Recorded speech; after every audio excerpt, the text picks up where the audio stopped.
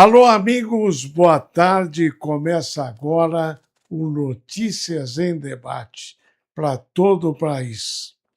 Vamos conversar com uma mulher guerreira, professora, vereadora em Campinas, do Partido dos Trabalhadores, e o nome dela já foi colocado à disposição do partido para a próxima eleição. E faltam 7 meses para a nova eleição. Guida Calisto é a nossa convidada especial desse dia 10. Vereadora, boa tarde, prazer em revê-la. É uma alegria tê-la aqui no programa. Boa tarde, Elton, e boa tarde a todos os ouvintes. E mais uma vez agradeço a oportunidade, o espaço de estarmos juntos aqui debatendo um pouco sobre a política, sobre a nossa cidade, o nosso estado e sobre a conjuntura nacional.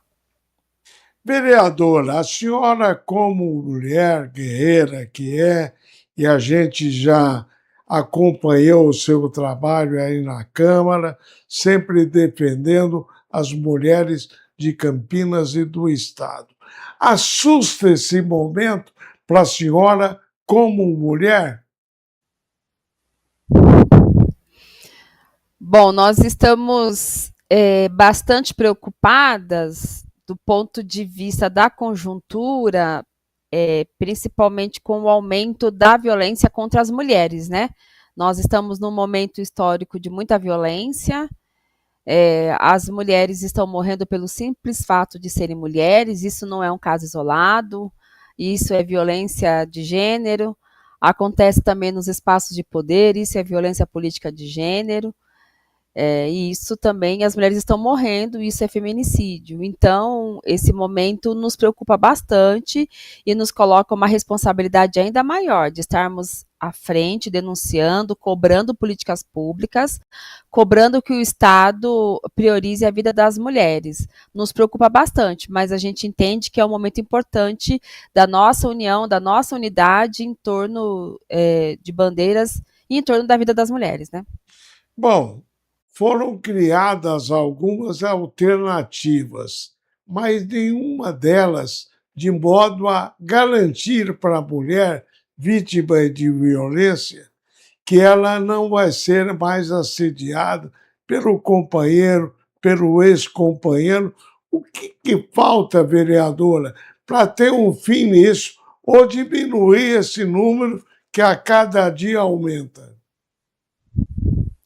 Bom, Elton, primeiro é importante a gente dizer que o aumento da violência contra as mulheres, ele é um movimento de forma internacional, inclusive, porque a gente está numa conjuntura política também muito complicada, uma conjuntura política do avanço da extrema-direita, do avanço do conservadorismo, né, entendendo que são grupos que não consideram, que não respeitam a vida das mulheres, não respeitam que essas mulheres são sujeitos de direito, né? São donas das suas próprias vidas, enfim. Então, nesse contexto, a gente está nesse momento histórico.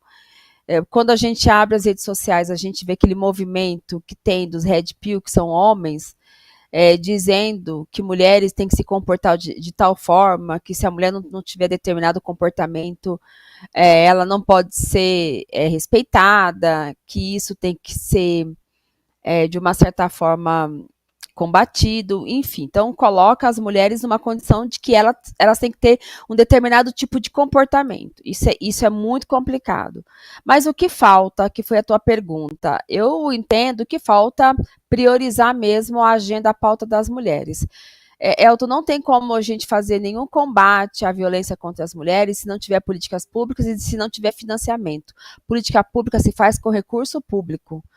Por exemplo, agora o presidente Lula apresentou um Pacto Nacional de Enfrentamento ao Feminicídio. Lá tem um conjunto de elementos, de diretrizes, de instrumento para se combater a violência contra as mulheres, que eu acho extremamente importante. Mas isso precisa de recurso público. Então, no estado de São Paulo, por exemplo, o governador Tarcísio de Freitas, ele cortou 54% dos recursos da Secretaria Estadual de Mulheres. Então, por aí você já vê, no ano passado, 2025, ele não executou todo o orçamento. E de 2025 para 2026, ele já diminuiu 54%. Então, isso vê que não tem prioridade, né? Políticas públicas importantes. Nós apresentamos aqui em Campinas um pacto municipal de enfrentamento ao feminicídio, no mesmo modelo como é esse pacto nacional. Dentre eles, Elton, tem várias medidas lá, né? Intersetorialidade da Secretaria de Assistência tem que conversar com a Secretaria de Educação tem que conversar com a de Saúde tem que conversar com a Secretaria de Moradia, enfim, de Habitação, enfim, é um conjunto de secretarias que vai atuar de forma intersetorial. Mas tem uma medida que eu gostaria de falar, que é o que tem, acho que é um elemento importante. Por exemplo, colocar tornozeleira eletrônica ou pulseira eletrônica no agressor, naquele que já foi comprovado, que tem medida protetiva, inclusive, né, aquele que responde por uma medida protetiva, e também, ao mesmo tempo, ter um recurso eletrônico nas mãos das mulheres quando esse agressor se aproximar. Então, tem vários casos, né, Elton, que poderia ser evitado se nós tivéssemos já esse recurso. Teve uma menina de 22 anos que foi assassinada pelo seu companheiro de 25 anos. Ela há 3 anos já tinha medida protetiva. Ela estava trabalhando num shopping, um espaço que a gente julga ser mais seguro, porque é dentro de um shopping, que tem mais segurança. Esse agressor foi até lá, esperou ela sair do trabalho, enfim, entrou na loja e esfaqueou essa jovem. Ela sabia que ele estava lá, no entorno dela, perseguindo ela. Se ela tivesse esse botão, né? A gente chama botão de pânico, enfim, tem vários nomes, mas se ela tivesse esse recurso eletrônico que pudesse acionar a Guarda Municipal ou as forças de segurança para protegê-la, com certeza a Cibele não teria morrido na mão desse agressor. O homem, desde pequeno, ele é educado de uma maneira diferente da menina, o menino da menina. É uma questão de educação também que deveria vir no berço. Para quem está fora, é simples botar culpa, por exemplo, essa menina que foi estuprada no Rio de Janeiro, teve gente na internet falando, você viu a saia dela, que curtinha que era? Quer dizer, é um momento de trabalhar a educação da sociedade. E outra coisa que eu pergunto à senhora, vereadora, tem mulher que ela sofre uma violência, sofre duas, e ela não recorre à denúncia. Por quê? Porque ela não tem como se sustentar fora do lar. Muitas delas acontece isso. O governo municipal, estadual e federal não podia criar uma coisa que, comprovada a denúncia, tivesse um auxílio para essa mulher que não tem onde ficar, uma casa, um lar. O que poderia ser feito nesse sentido? É esse conjunto de políticas públicas que a gente fala que está faltando. Eu sou coautora, Elton, de um projeto aqui, junto com a vereadora Paola, que fala sobre Mulheres Vivas, né? O nome do projeto. Esse é um projeto que fala especificamente da Secretaria Municipal de Assistência Social garantir formação de uma profissão para várias mulheres que estão nessa situação de dependência econômica do agressor. Então, veja, nós temos vários espaços em que mulheres conseguem, de alguma forma, garantir a sua sobrevivência e sair daquele ciclo da violência. Você disse muito bem. Muitas mulheres com medo de passar fome, de deixar seus filhos passarem fome, enfim, se submetem a essa condição. Se essa mulher já tem uma formação, uma capacitação, por exemplo, a gente tem vários serviços, né? Boa parte das mulheres, elas estão inseridas nesse trabalho de serviços, né? Serviços, por exemplo, de manicure, de cabeleireiro, vários outros serviços, né? Serviços de saúde, enfim. Então, se nós tivéssemos um projeto sério como esse, para fazer formação para essas mulheres vítimas de violência, com certeza nós teríamos um número muito menor de mulheres que estão submetidas nessa situação, né, de agressão. Então, eu e a vereadora, nós somos autoras de um projeto como esse, mas na casa não caminha, não anda, porque ainda a Secretaria Municipal, o governo municipal não vê esse projeto como um projeto prioritário. Nós temos também, Elton, no município, algumas políticas, mas que estão ainda funcionando de forma muito aquém do necessário. Por exemplo, casas de passagem, casas que têm que acolher mulheres vítimas de violência. O nome já fala, casa de passagem, né? Ela vai passar um período ali, ela não vai permanecer ali. Mas para ela se permanecer ali, ela precisa ter autonomia econômica, um outro espaço, um suporte, uma rede de proteção que muitas vezes nós não temos. Por quê? Porque o município não vê isso como um investimento. E do ponto de vista da denúncia, como um investimento importante, né, uma política pública importante a ser investida. E do ponto de vista da denúncia, Elton, veja, ainda muitas mulheres, elas têm medo. Se elas denunciarem, elas têm medo de isso potencializar com que porque o agressor ele fala isso, né? Se você abrir a boca, eu te mato. Se você abrir a boca, eu roubo teu filho. Se você abrir a boca, eu venho aqui e acabo com todo mundo, tiro a vida de todo mundo. Isso é uma realidade, é o que está acontecendo. Então, muitas vezes, como essa mulher não tem uma rede de proteção, não tem, né, alguém ali, um coletivo, um conjunto de políticas públicas para socorrê-la, ela se submete pensando que um dia vai modificar aquela realidade, que o marido, enfim, vai se convencer, vai se converter, vai se tornar um homem melhor, mas não vai, Elton, não vai, infelizmente. Por isso que campanhas para conscientizar essas mulheres é muito importante que ocorram. Campanhas de denúncia, enfim, não por causa da internet. Uma outra coisa que a população fica em dúvida: se essa medida protetiva resolve alguma coisa. Tem muita gente que é cética. A pessoa tem a medida, mas não tem o policiamento para ver se ela está à distância da vítima. E por isso acontece, à luz do dia, crimes passionais como esses que estão acontecendo no Brasil. A tornozeleira, que tem sido moda agora no país, não era para aumentar esse destino da tornozeleira, que a senhora falou há pouco, ou uma pulseira que a polícia tivesse acesso quando a pessoa estivesse se aproximando, mas ainda longe da vítima, para resolver isso.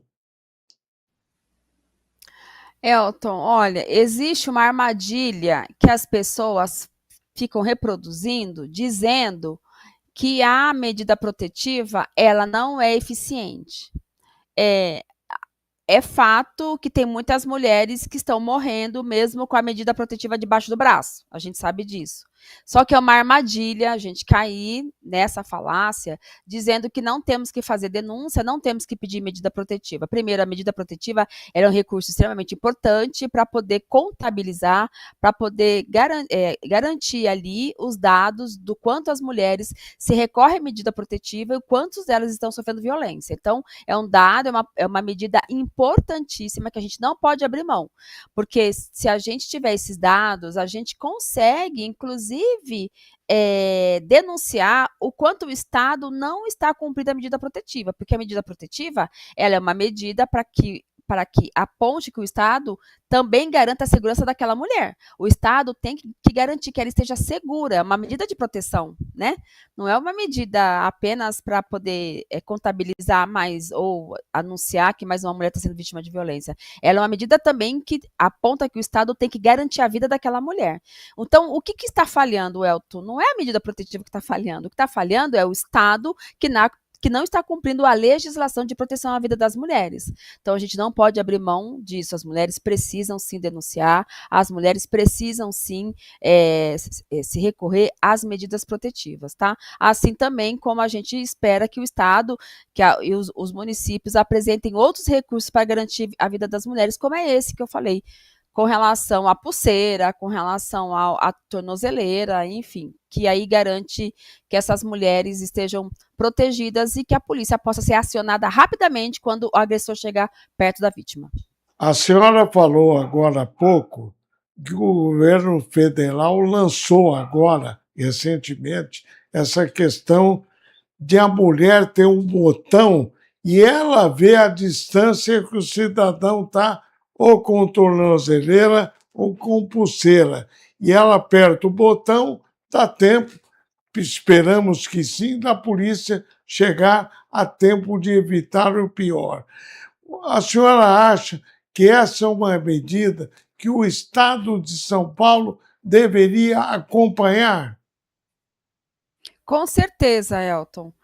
O deputado estadual Barba apresentou também esse projeto de lei para que possa se tornar lei aqui no estado de São Paulo. Veja, em 2025 foram 270 mulheres vítimas de violência. É um número muito alto. Aqui na região de Campinas, uma semana sim, uma semana não, uma mulher é assassinada, uma mulher é vítima de feminicídio. Nós precisamos, Elton, esse número nos envergonha, esse número leva famílias inteiras numa situação de sofrimento gigantesco. Vou dar um exemplo, aqui na cidade de Campinas, no ato, né, do dia 8, nós tivemos a mãe da Larissa. A Larissa foi uma jovem, ela ia fazer 30 anos, filha única, né? Parece a minha história, porque a minha filha é filha única também, e se chama Larissa. A Larissa é filha da Marisa, tinha 4 filhos, o marido assassinou, né, a Marisa, agora ele está preso. O que é que acontece? A mãe, né, a mãe da Marisa, a mãe da Larissa, a Marisa, ela está apavorada. Por quê? Porque, veja, se esse cara sai se ele é solto, sai, né, no processo de saidinha, enfim, isso pode colocar em risco a vida dela e dos filhos, né? Então ela está com muito medo, essa avó. Então é muito preocupante essa situação. Bom, campanhas devem ser feitas pelo município, pelo Estado e pela União. Mas tem outro assunto que está crescendo no país. A gente pensou que ia diminuir, mas cresceu. Sobre esse assunto, a gente fala num instante.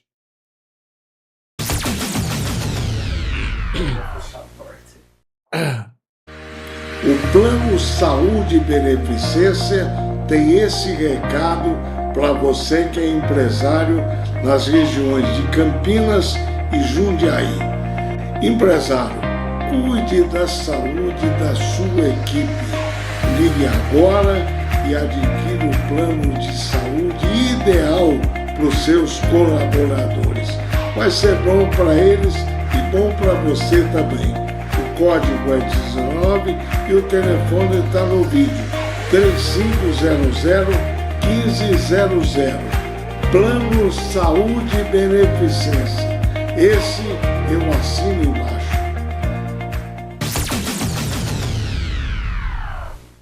Estamos de volta ao vivo com Notícias em Debate desta terça, dia 10 de março. Hoje, conversando com a nossa vereadora em Campinas, Guida Calixto.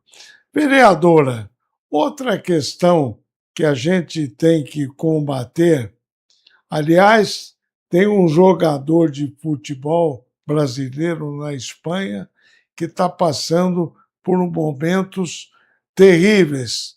Ele levantou a bandeira e está lutando contra tudo e contra todos. Aqui no Brasil, a gente, infelizmente, ainda lida com o racismo. Meio velado, às vezes, mas existe no país. Como é que se combate isso através do poder público e do legislativo campineiro? Bom, várias são as formas que a gente pode atuar nessa agenda do combate ao racismo. Acho que uma das mais importantes é garantir que a gente possa ter uma educação pública, que os nossos jovens, que os nossos meninos e meninas possam ter acesso a uma educação antirracista, Elton. E o que a gente não vê muito, principalmente nos espaços educacionais. A gente tem visto aí bastante empenho dos professores, mas do ponto de vista da gestão central, não tem dado condições para que os profissionais possam executar uma educação antirracista com qualidade e com eficiência. Os nossos filhos, eles não nascem racistas, né, Elton? Então, eles se tornam nesse processo que a gente vive, né, quando se depara, quando interage com essa cultura, que se tornam. Mas a gente tem um elemento também muito forte, que é o racismo institucional. Então, não é incomum a gente não ver, né? É muito fácil a gente ver propagandas que disseminam, né, essa forma, esse olhar racista, né, propagandas que continuam colocando o povo negro numa situação de subalternidade, não respeitando a nossa cultura, a religião do povo negro. Veja, o que a gente mais vê hoje é um processo de criminalização da cultura africana, afro-brasileira, das religiões de matriz africana. Então, tem um processo gigantesco de intolerância religiosa, de racismo religioso, enfim. Então, com certeza, os municípios, estados, as instituições públicas têm um papel muito importante nesse combate, né? Aqui em Campinas, nós temos várias iniciativas. Uma delas é uma HQ, uma história em quadrinhos, que homenageia os territórios negros da nossa cidade. Então, é um importante material para poder dialogar com os nossos adolescentes, com a nossa juventude, principalmente, que é uma história em quadrinhos, falando que esses espaços são espaços da cultura negra, da história do povo negro, que construiu a nossa cidade e construiu também o nosso estado, o nosso país. E com certeza são medidas importantes que vai ao encontro desse objetivo. Vamos começar falando agora de trabalho seu como fiscalizadora do Executivo. Duas áreas que a senhora tem corrido atrás: educação, que a senhora é ligada como professora, e saúde. O que a senhora tem a dizer desse momento nessas duas áreas? Bom, vou começar pela educação. A educação pública hoje tem sido um espaço de enfraquecimento muito grande, porque a gente vê que existe uma intenção muito objetiva de privatizar, de desmontar a educação pública, aqui no nosso município principalmente, né? A gente entende que a educação pública ela tem que ser fortalecida, tem que ser ocupada por especialistas, por professores que tenham condições de se dedicar sua vida a fazer formação, a ter uma atuação muito séria nessa área. O que a gente vê aqui, por exemplo, essa medida de privatizar a educação infantil, isso é muito sério, entregar a educação infantil para entidades, que muitas vezes são entidades que têm outros interesses, e não de garantir uma educação laica, uma educação pública. Isso nos preocupa bastante. Aqui em Campinas, por exemplo, tem também um projeto, uma tentativa que ela é estadual, na verdade é uma medida estadual, mas que afeta muito a cidade, que é esse projeto de escola cívico-militar. A escola cívico-militar, ela tira as condições do pensamento crítico, tira as condições de uma educação laica, de uma educação que seja fortalecida a partir do saber, e vem muito baseada numa educação repressora, não um espaço de divergência, não um espaço de conflito, e tentar resolver esse conflito a partir do debate, a partir da participação, a partir, enfim, da interação, mas a partir de um processo de repressão, né, que a escola cívico-militar se coloca. E também coloca dentro da sala de aula, dentro de espaços educacionais, pessoas que não são professores, pessoas que não foram preparadas para o magistério, para estar dentro de uma sala de aula, dentro de um espaço com os nossos jovens, com os nossos filhos, para poder garantir uma educação de qualidade. Então, isso nos preocupa muito. Então, aqui em Campinas é uma questão muito forte para nós. E também com relação ao mau uso dos recursos públicos. Fiz uma fiscalização agora recentemente, em departamento do almoxerifado e no departamento de desfazimento de materiais, e o que eu vi lá foi, assim, assustador. Muitos materiais sem ter usado ainda na caixa, sendo descartados porque foi comprado errado, foi comprado a mais, enfim, ninguém pediu aquela compra, não tem como executar aquela compra, não tem, enfim. Então, isso é um mau uso de recurso público de forma muito séria, né? Ventilador, uniforme, carteiras e cadeiras, computadores, notebook, enfim, coleções e coleções e coleções de livros. Isso é muito sério, né? É o mau uso dos recursos públicos. Na saúde, também, a gente tem enfrentado muita dificuldade. A gente começa a ver, por exemplo, esse processo avassalador da terceirização da saúde.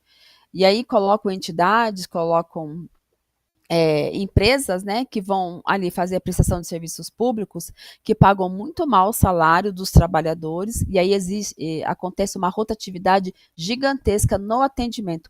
Isso para o SUS é péssimo, Elton, porque o SUS ele tem um histórico de organizar, de fornecer para a população profissionais que têm um vínculo com a população, que permanecem ali naquele espaço, naquele território, conhece toda a realidade, o histórico daquela população e consegue acompanhar isso, né, de forma periódica, de forma orgânica, de forma séria. Não pode ser profissionais que entra hoje, sai amanhã, um médico entra hoje, sai amanhã, não conhece que tipo de doença, de patologia aquele público, aquela pessoa tem desenvolvido, enfim, isso é muito sério. E agora nós estamos acompanhando também, muito preocupadas aqui, o nosso mandato, porque está acontecendo um nível alto de contaminação nas UTIs aqui de um hospital público no município, que é o Hospital Mário Gatti, é o principal hospital aqui do nosso município.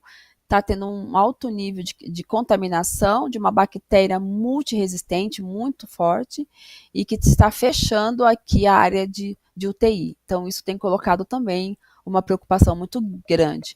E tenho também uma outra questão, que é a situação da privatização do almoxerifado aqui, que é o espaço que fornece medicamentos, insumos, instrumentos, materiais para os centros de saúde e todas as unidades de saúde. A empresa que assumiu é uma empresa que não consegue dar conta do serviço, da distribuição, da conservação desses materiais, e é muito sério mesmo, porque nós estamos tendo aqui informações de, por exemplo, medicamento básico, assim, medicamento de hipertensão, diabetes, tem faltado no centro de saúde, porque essa empresa não consegue fazer a distribuição para todas as unidades. Ou seja, mais uma vez, a terceirização não dá conta de um serviço estratégico para a população. Vereadora Guida, chegamos ao final desse nosso bate-papo. Continue fiscalizando, trabalhando muito pelo povo de Campinas. Grande abraço e até a próxima. Muito obrigada, Elton. Eu estou à disposição. Sempre que for preciso, pode me chamar, que eu tenho um enorme prazer de falar com você e com todos os seus seguidores e ouvintes. Obrigada. Um prazer nosso também. Boa tarde. Ótima tarde. Se cuidem e viva a vida.